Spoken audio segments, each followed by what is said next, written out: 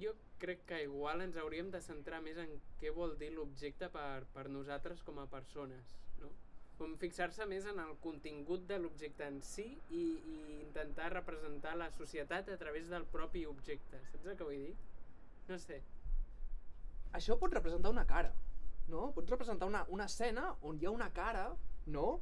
I jugar amb aquest mando, no? Que és totalment desproporcionat i que està mirant una tele encara més petita, no?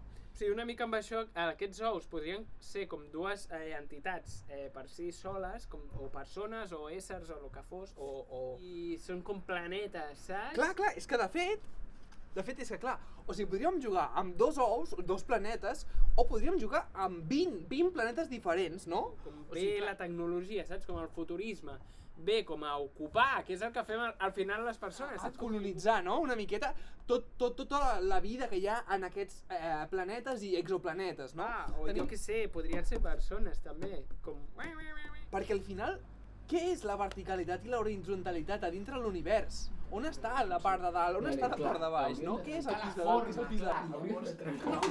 És el de que no hi ha ous, perquè estem a la fallera, si van veure acá. Jo què sé, com m'imagines, per exemple, que jo què sé, que ve una gallina, exacte, si m'estàs entenent, o estem al mateix costat, i estàs aquí, és boníssim, en plan, sí,